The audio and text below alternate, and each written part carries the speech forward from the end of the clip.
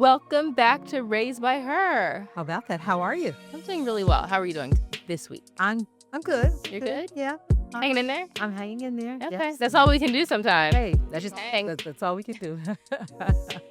In a positive way, In a and positive. and not by the neck. That's true. Yes. None of that. None of All right, that. all right. We don't. Okay. So we had an experience earlier this week. We go to the same spa, Yes. and we have our chosen practitioner who is fantastic. Yes, she is.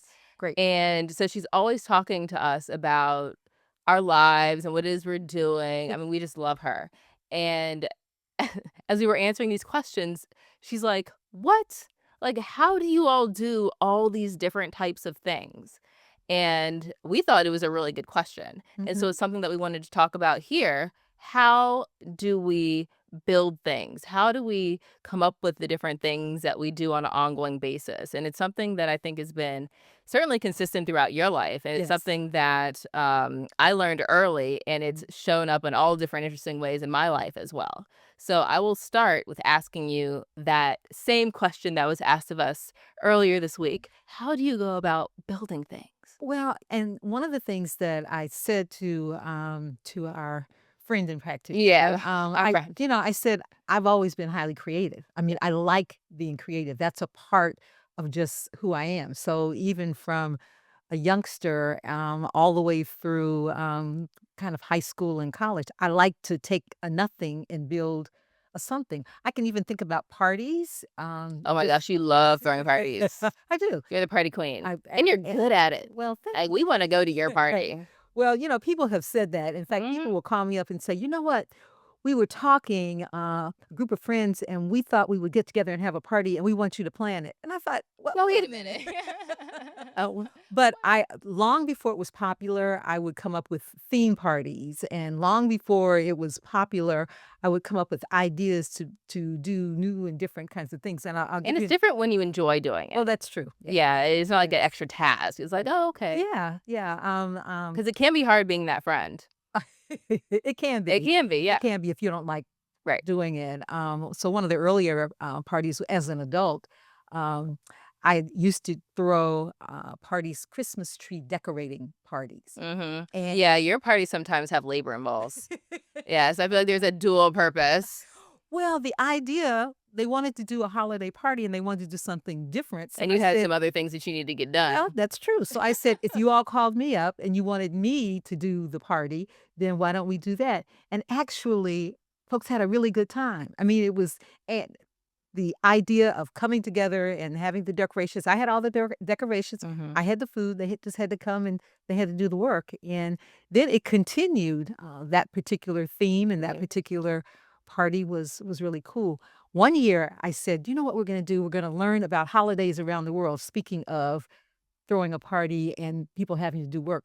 So I gave each of the the individuals coming a different country and culture that they had to research and then come and share at the party. One has to be very clear, I guess, when they are your guest, that I'm coming as a guest, not as a laborer. Well, that year they didn't have to labor. They just had to come up. They just had to do their research and then come with a presentation. And folks learned things. They had a good time. You're like, they and- benefited. Yes, they did. So, but I think, yeah, in terms of just beginning to think about how you create something when there is nothing there ahead of time takes some creativity. It also takes some research. It, I think, takes a bit of ingenuity and a bit of risk. Before we dive into all of that, I also want to say on the party front that you taught me that the party begins at the invitation. That's absolutely right. Yeah. Yes. And so that's what I thought about. The largest party I think I've thrown thus far is my wedding. And I remember just like the importance of the invitation. So folks open, they're like, oh, we've got to go to this. Absolutely. Yeah. And then all the details that follows. Oh, yeah. I We mean, want to make sure that there are very specific details. It's intentional. And then the extra touches, people really like. yeah. I mean, they do. They touches. people Love just, special touch. you know that you throw great parties now. You and Wonder where I got it from.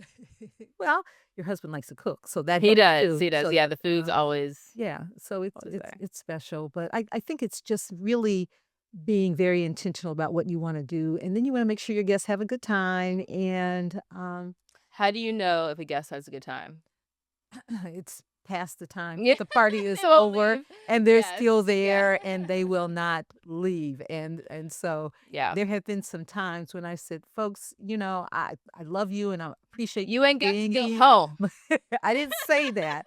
I didn't say that, but so yeah, it's been fun. So throughout my all these different years and years and years, we've had a good time. Yeah. Yeah, we've had a good time. But to the point of, our friend who asked the question, I begin there because that's when I realized that not everybody wants to either take something and build it from nothing, Yeah. or not everybody really has that skill set. And it's one of the plus factors that I had when I was in college.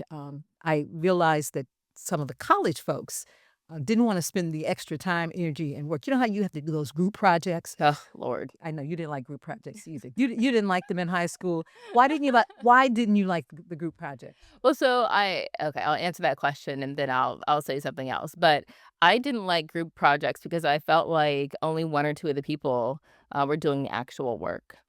And so not everybody was contributing in the way that I thought that they should be contributing. And it was also sometimes hard to gain alignment. Now, as you matriculate and go through your career, you learn leadership strategies and how to get folks into alignment. But certainly in middle school and in high school and all those things, I was just like, oh no. Oh no. It's more it's not just easier, but I know the quality of work if I just do it myself. And you also learn to be able to do what it is that you sort of want to do with the project. You can move it in the direction that you would like to if you are the one who says, I'll do this, I'll do this, I'll do this. Yeah, yeah, but if I'm doing this and I'm doing this and I'm doing this, then it should be my project, not the group project, which is why, um, I struggled. You But, did, you did. it But you got an A anyway.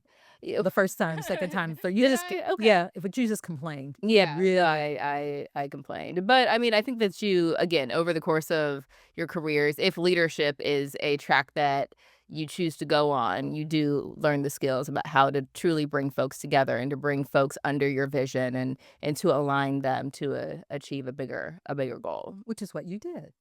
Okay, again, I don't remember from high school or the younger you can remember all your younger years. I'm over here like, "What now what happened last week? Right. And what happened last month?" Yeah. But I do think that, to your point, some of these things start early. Now, you said that your, desire and interest in building things came from your creativity. Yes. I wouldn't describe myself as a highly creative person. I think I take after my father more so being left-brained. My father was an aeronautical engineer. I think um, I'm what's the opposite of creativity? The more black and white with it, kind of more logic driven versus the creative. Not that the two are mutually exclusive. But my what I enjoy is not just building something, but achieving a goal. Mhm. I'm just it's when I think of myself and like my how I've gone about building things, I get a vision or a goal in mind, and then I do what it takes to get there. It's a combination, I really believe, of your left brain and right brain, Okay. coming together with the goal in mind. Mm. I didn't always have the absolute vision of how it was gonna end up. It would be necessary in the way that you were thinking and the way you've expressed it, that you wanted to get to a certain place. I just knew that it was really fun being very imaginative and being able to try this and being able to put a little touch of that on it and making sure that we were moving from point A to point B to point C. You probably would have been looking at, okay, how are we going to get to get to Mhm, Z? mhm. We want to get there to the end. And I didn't always have that in mind. But because of my interest in creative arts, I love culture. And because I really loved being in theater, so I would write plays. And in college, I had an opportunity to then produce them so I could put it on paper and then go and What have. play did you write? Can you remember, like, the theme? Not necessarily the title or anything. You probably do remember all No, the details. I don't. But I don't remember the title, but I remember that, two aspects to this particular play that I'm thinking about. One, there were only two African Americans at my college. I went to a predominantly white school that were in the theater department. And so the head of the theater department would allow those of us who would not were not having an opportunity to be in the plays that the school was presenting all the time. Oh, so you build out of necessity. I did. I That built out happens of sometimes I too. built out of necessity, and but I had to recruit the other African American students around campus to want to participate in certain Is plays it and hard? things that I was actually not as hard as not as hard as it started out to be Okay. because it wasn't something they wanted to do. But I wrote a play about a setting in a bar, and the bar was a place where people would gather Mhm. and you in a bar you would have all different kinds of personalities, and so what I allowed my classmates to do was to decide what personality they wanted to be. So I didn't write the character for the person. Okay. I wrote the fact that there were three characters like this and four characters I like like your this, recruitment strategy. and so Like, you have when they ownership came of the together, role. that's Just exactly go for right. it. Ownership of the role, and you could decide what your attire would be. Mm. And then we had the goal of being able to build community, which is something we were trying to do on campus at that particular time. Because I went to school in the end of the '60s, early '70s, Ooh. and so we were going through the civil rights movement at that time, and so the idea was to build community and then to be able to come together to be able to solve a problem. And so the students I really, love that. really liked that It's a really good idea. key learning for today and kind of some of the things that we're going through today, just Us, yeah. finding creative ways to build community and to build spheres of influence and to build power. That's absolutely right. And so that was really the first time that I remembered being able to say, I can do that. And then the head of the theater department loved the idea. And then the head of Black Studies loved the idea because I did have to get a little bit more money than they were willing to give me on campus to produce this Sure. and then to build the set and all of those different things. And so it was pretty successful. I How'd had you go about fun. getting the extra money? I went to the different departments and I talked about the vision. Again, this was during the civil rights movement at that particular time, and so the other departments then decided to give us some money to be able to produce it. Okay. No, because that's a piece of this too, in terms of being able to go out and get the funds or raise the funds or however you decide to move forward. I just feel like it's not just about the thing, but it's also about building that foundation. Who did you have to work with? Who did you have to ask? How did you get them to become invested in this project as well? And that's where you have to have the clear vision. Yeah. That's where you really absolutely need to know what it's going to take to be able to get it done. Yep. And of course, there's a time frame there in addition to recruiting the participants. Yeah. And we needed other skill sets. So the other theater majors were willing to help out. Nothing like that had been done quite in that way on campus before. And so it was kind of cool. I mean, it sounds very cool. Yeah. Um, yeah, I mean, that's very cool. It's a good memory. It, And yeah. yeah, Good memory. And it also taught me something. It was a good learning experience because then I realized, I you can can do anything. well, not quite anything. Not at that point. No, no, not at It that was a point, yeah. it was a little bit later when I said it, Yeah. when I thought that. But that the skills that I learned were, I think, very important, and the support that I received from, the rest of the campus was very important. I think it's so important and powerful to remember that when you do step out and have the courage to take the different risks and to build something new, that people are always watching you. And so that also tends to unlock something in others, and they see it as a green light to do the same. Absolutely. That is so well stated, and Donica, I can tell you that my college experience really set me up for life in a way that, I think surprised some folks because of the challenges of being at a predominantly white school when the rest of the world is going through, the civil rights movement, and we were, right in the middle of the Vietnam War, so there was a lot of, drama and a lot of challenges with college students at that particular time. And yet, in spite of all of that, we were able to move through an environment that was not always welcoming, an environment that was not always really wanting us to be on that campus Mm. in general. And so, as difficult it was being an 18, 19, 20-year-old, but also the skill sets that we learned in order to navigate the real world that we had to finally grow up in, I think were invaluable. So talk to me about this, because you mentioned a little earlier about risk and navigating risk and having the willingness to take risks. And some feedback that I received several months ago from a group of women who I trust a lot, and we are going through life together, and they are amazing professionals from around the country.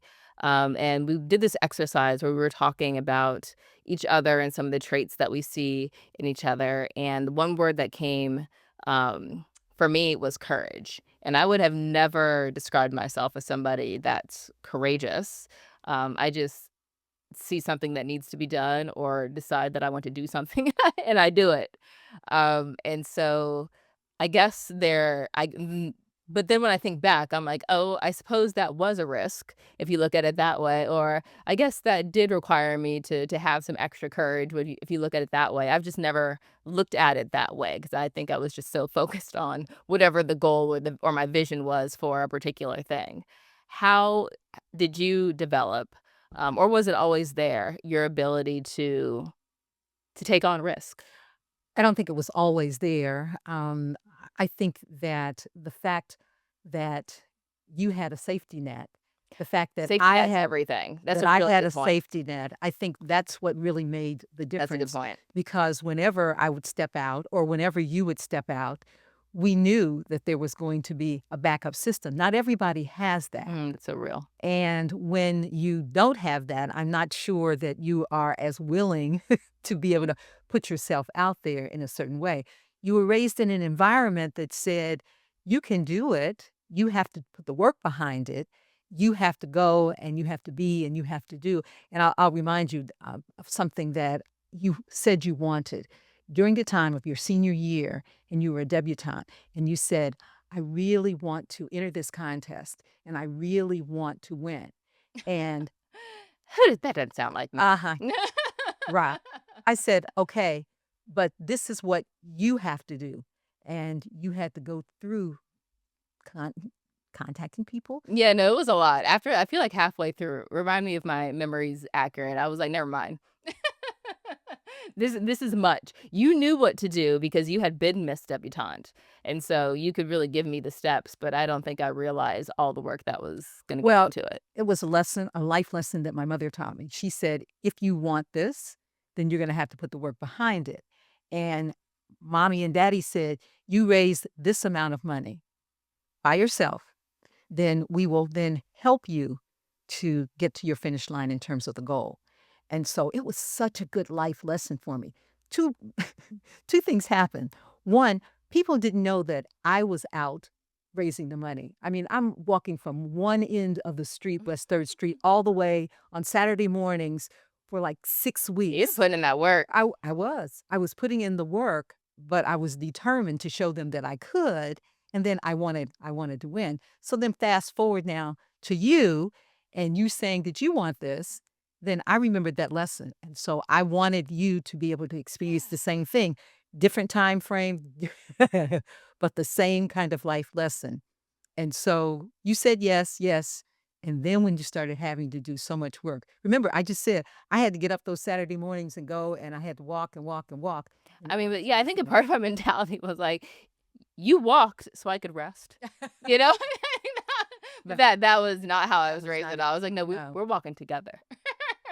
And so And you had to and here do we it. are. And you won. I mean, but Yes, you had yeah. to put the work behind it. Yes, I did. So that's that's a part of it. But the risk of being able to try something new and different and to think you can is something anybody can do. It is something that we all have the opportunity and the blessing to do. Because the worst thing that can happen, okay, so you don't make it, but you have the experience and what you learned by doing that experience. That's what life is all about. That's true. Yes, you are courageous in terms of some of the things that you've tried, but you're also courageous because you're not afraid to just do it.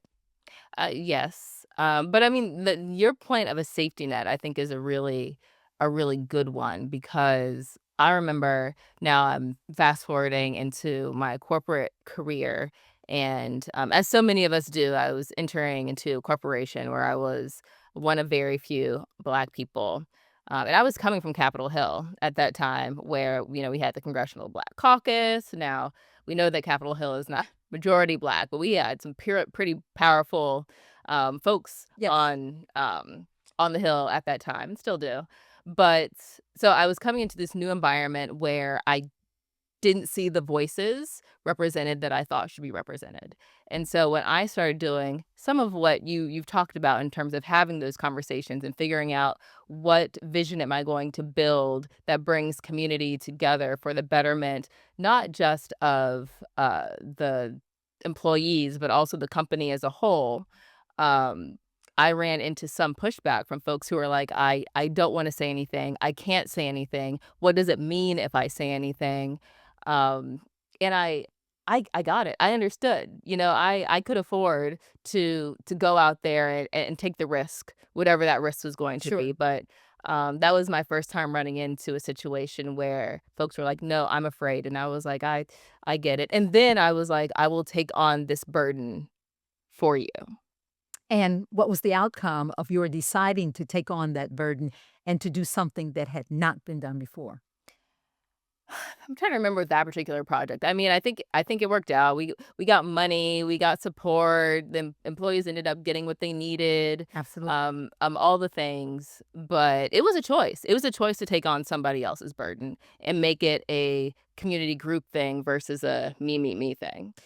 And those individuals who benefited from it have no idea of what you all had to go through in order to get it done, but that's the way it is done. That's the way this country's been built, and that's truly the way that African Americans have had to move forward in order to be able to accomplish certain things. But to that point though, if not that we're distributing fault here, but if nobody knows how I did it, I did also draft a playbook, by the way, so folks knew. But if nobody knows how it was done, that responsibility falls on me from my perspective, That's right. because if I did it, then I need to demonstrate to others, the future, how it can be done. That's right. And I think the same thing applies to what you were talking about in terms of the civil rights movement and the amazing strides that were made. I don't know that it's been done well in terms of passing down that knowledge to the next generation. I think there have been some challenges there. In fact, I know that there have been some I think challenges. these are some challenges. And I think that, and this is a lesson from my mother, your grandmother, Rosa, who was very involved in the civil Yeah, she rights movement. was. She and my father, and this Rose is represented by her because what mommy would say is, it's worth the risk. And we are going to pass down those things that we've learned. You're here, you're participating, you are a part of, whether it was a march or whether it was a movement or whether it was a strategy session, you are here. So it may not be written down in the way that you're talking about the playbook that you wrote for the program at the company that you were at, but the life lessons are there and somebody has to continue pushing it forward. That's what we need today. We need people who not only share the life lessons, who not only share what the strategies are, but we also need individuals who are not afraid to push it forward and take the risk. So we are an oral people, African Americans. I get that in terms of oral history and how Yes, and passing down our traditions through various oral ways, song, storytelling, all the things. Uh, but and you can push back on me if you think this is not accurate. Why didn't your generation do a better job of teaching the next generation? I believe that there are two reasons, not excuses, reasons. One, our generation really worked towards having a better life for our kids and the next generation. And what we thought we were doing in terms of trying to integrate spaces and trying to have better jobs and trying to get more education, what we were doing was we were doing the work. We weren't thinking about the fact that it needed to be, to your point, documented. That's the first reason, not an excuse, just a reason. The second reason is that you believe that the history is documented, whether it's through the Black magazines that we had, so Ebony and Jet magazine, or you believe that the Black newspapers were writing the stories, and we do have some of those things written down. But in terms of documenting how we went about doing certain things, was not there, and it was not top of the mind awareness. That's on us. Okay. I mean, that's fair because I feel like this is an ongoing conversation, intergenerationally with African Americans and some of the frustration. By the way, we're talking about you represent the boomers. I do. I I am I definitely. I am a millennial. We do have Gen X in between us.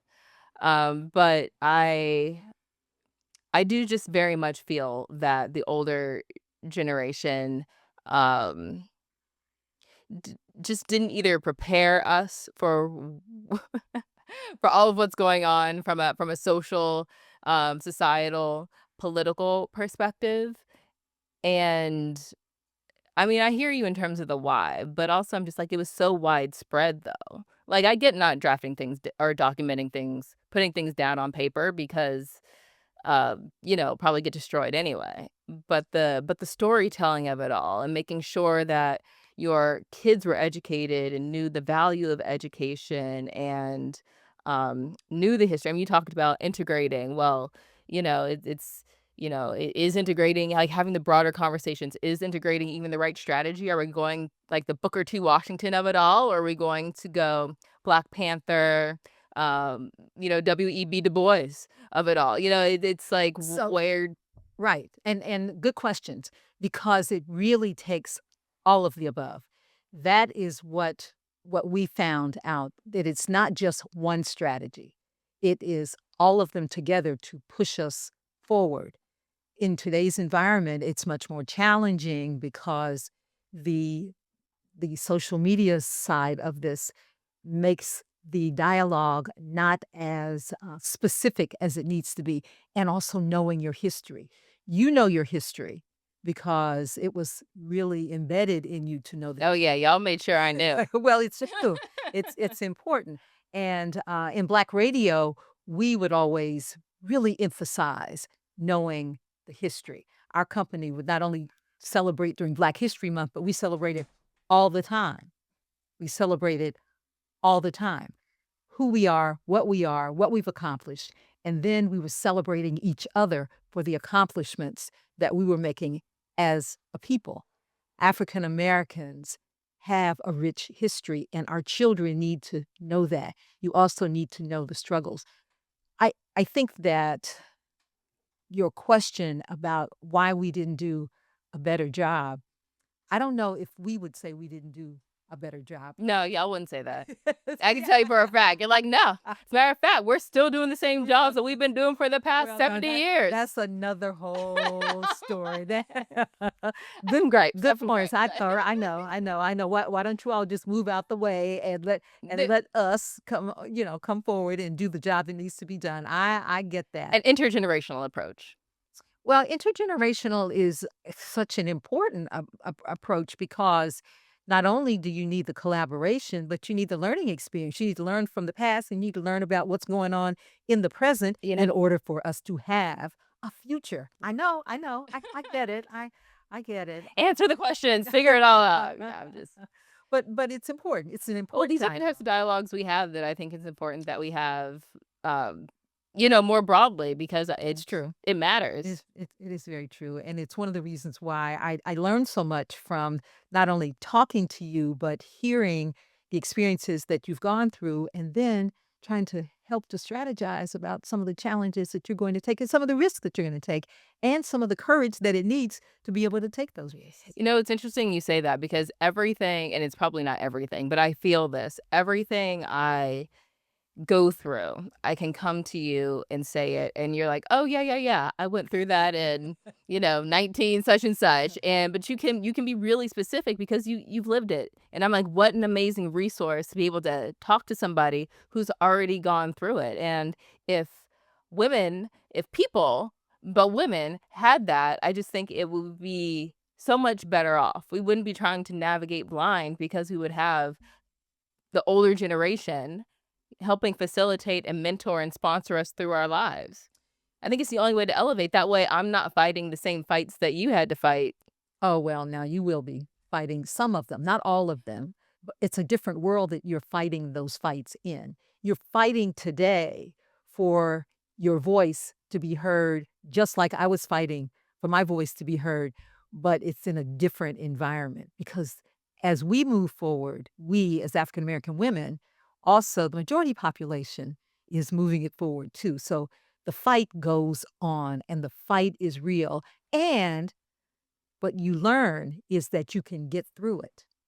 So the fight goes on, but what I find frustrating is having to have the same fight over and over and over That's again. life. Is it though? It Because it from is. my perspective, you fight the fight. There's a broader war.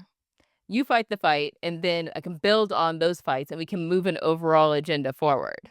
I think you are moving the overall agenda forward. I think that what you're asking for is to be able to see more evidence that not only is the fight worth it, but progress is going to be made. In 2025, there are some disappointments based on what's going on in our world and based upon some of the challenges that we are facing. What we say, my generation says, is that we know we're going to get through this because we've been through it before. And when you study history, you know that you're going to be able to move it forward. Look at the slavery days. Look at how the slaves were able to communicate, how they were able to move forward, how they were able to fight for their freedom, and how they were able then to have not only owning some land eventually and the great migration coming from the south to the north and just being able to do what it is that we needed to do in a world that did not want them to be able to move and to be able to not only be educated. I mean, can you imagine? People did not want African Americans, Black folks, to be educated. Yes. That it I'm like, yes, I can. so that's why Wilberforce University was created because the first private Black college in the nation. I mean, you look at all of this and you think, how does it make your life less if my life is better? How does that? That makes no sense. And yet, that's the way some people think. It's the way some people think, but I think to your point, your earlier point of maintaining hope, it's not just about the strategy. It's also because when you know your history, you do understand that there's an arc here, and that you can and we can truly move through anything together. But if you don't know that this has all been done before in some capacity or in some different way, then I think it's easy to lose hope. And I see that in some people, and I get it, because if you don't know, you don't know. But we do know. And we're going to communicate to those individuals coming along. That's one of the reasons why we decided to do the podcast because we wanted to be able to have these discussions openly, not just among ourselves, Mhm. to be able to share ideas, to share thoughts, to share the successes and share the challenges, Yeah. and to be able to honestly have a dialogue about what it's like today and put the responsibility out there. So I know that it's important to be able to communicate. And you continue to remind me that it is important to be able to No, you do tell a good the job. story. You Well, you I I mean, mean, we do what we can, but I will tell you that several of my play daughters ask the same kind of questions too in different ways. mhm. How do I do so and so and such and such? And then when I share it with them, they'll go, "Whew, that's kind of hard." Well, yes, Yeah. it is hard and it's work. It doesn't get easier. I'm not going to sit here and say it gets easier. I don't think that's the ask. I don't think that the ask is for things to be easier. I just think it's, for progress to be made. Right. And we are going to make progress. Yeah, We are. and that's not an unreasonable ask. No. No. No, it's not. But to the earlier point about starting from nothing and being able to build something, you really have to have the courage, which you were talking about, to be able to do that. And so How do you build courage? I don't think that it's something that can be defined for every person in the same way. Mhm. I think it's based upon life experience. I think it's based upon the circumstances that you have been either had the opportunity to move through or the risk that you're willing to take. And I think what courage is, it is not only an emotion that you feel deep down inside, but it's also the plan of action that you need to take to move through whatever the circumstance is. So, as you know, I built the radio station here at home from the ground up, one of just a few African American women throughout the United States that started from the very beginning, and that's going to the FCC for a license. Started from the bottom, now we're here. How about that? How about it? Took me 10 years. It did. It took me 10 years. What do you remember about that experience? About you building the radio, well, I don't remember any. I think I was 6 years old when the radio station opened, so um I remember, what do I remember about the radio station? I remember, when you were just on one floor before you expanded to multiple floors of the building you were on. I, of course, remember all the artists and the tours that would come into the city and the big festivals that you all would do. I, of course, remember the music because you all were the only, um, hip hop and R&B radio stations FM. in this FM in this Mhm, market.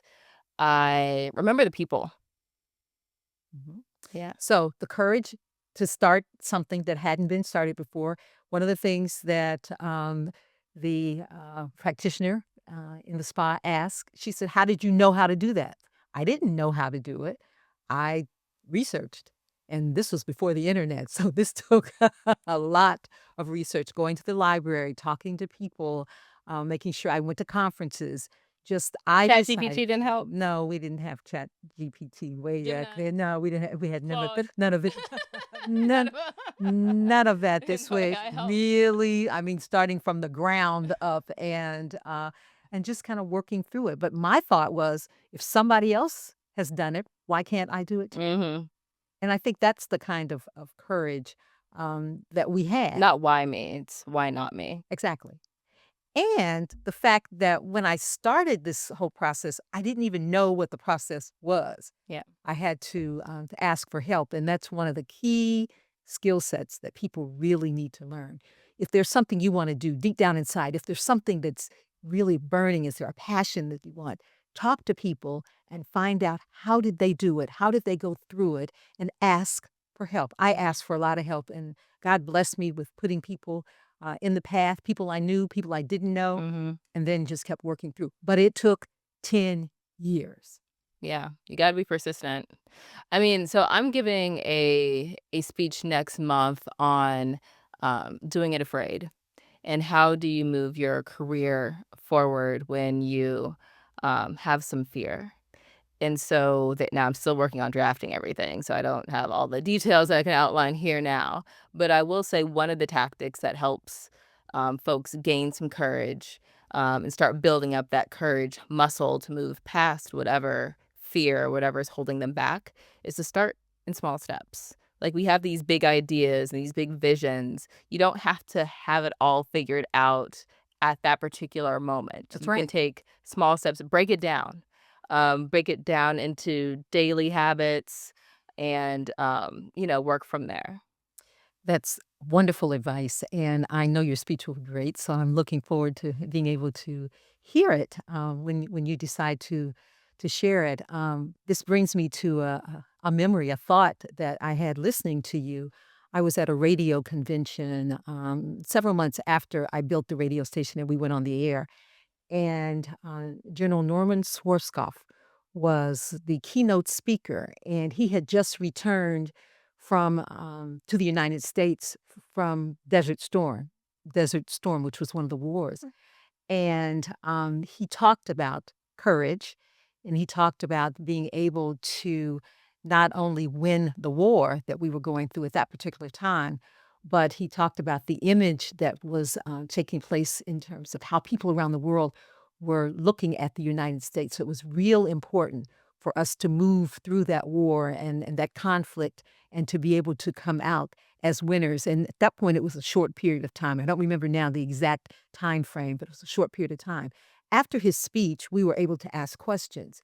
And so in this room, 2,000 people, and I got up in front of the microphone and I actually asked, as a general for the United States Army, how do you then have the courage to lead these young men into war and to be in an unknown area and to feel like we can win, which we did as the United States. What do you say? Hmm. He asked me, why was I asking him that question? Because I want to know. Yes, yes.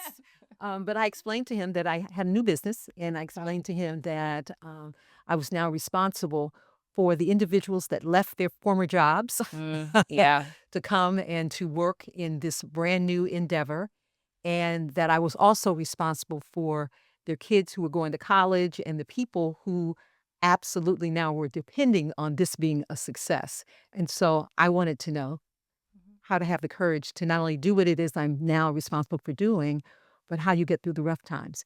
And two things that he said, that and I just remember this because it was a moment in time, a particular moment in time. He said, first, you don't know what the next step will be. You don't Yeah. even know how you're going to be able to get necessarily all the way through whatever the circumstance is. Mhm. What you do know is that you're in this place in the time and you have the responsibility. So you can't second guess yourself. So don't second guess yourself. Do what you know to do. That's why you have been given this opportunity, in my case, this blessing Mhm. to be able to do it. The second lesson was the fact that somebody has to do it. If it's not me, then who? Yeah. So if it wasn't him, the general, Mhm. then somebody else. So I Good just remember answers. that, Yeah. that's moving it forward. That absolutely is moving it forward. It was Yeah. a And understanding your sense of responsibility to not just yourself, but to others. Mhm. I think so. And when you think about some of the risks that you've taken, some of the jobs that you've had, is there a particular circumstance that really comes to mind that you think, I'm so glad that I did that? So many. I don't think Mhm. that there's a risk that I've taken professionally where it hasn't been worth it. And in part is because I have the mindset that you were talking about earlier, and that you always learn something. And even though I am so goal oriented, you are constantly building skills whether or not you achieve that particular thing or not. And it sets you up for your future in ways that you don't even necessarily understand. I mean, one of the things that I say is that my life has looked professionally very different every 5 years Mhm. ish. And I am in places and spaces where I never could have dreamed or imagined that I would be, but I was constantly doing the work to try to elevate and get there. But I didn't know where there was, but just being better and doing better.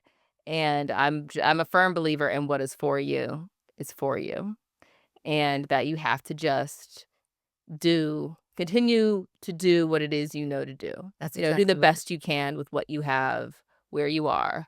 And it's not just about you.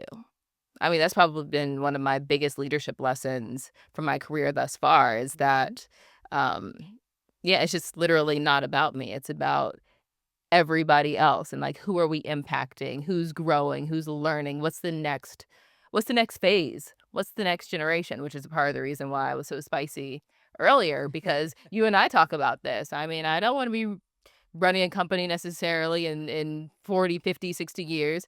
I want to be on a yacht. But then you have to build a pipeline, and you have to build a succession plan, and you have to consider the impact and the inspiration and what the future truly looks like. It's excellent advice, and you will do that, and others will do that. A part of why we do this is to be empowering women to be able to think about those things Yeah, and then to take the risks, have the courage to just go out and do it. you can have the life you want. That's exactly right. I believe that. We know it to be true. We do know it to be true. All right. Yes. Beautiful. Thank you, dear. Thank you for this conversation. I'll talk to you again soon. As always. Bye. Thank you. Bye bye.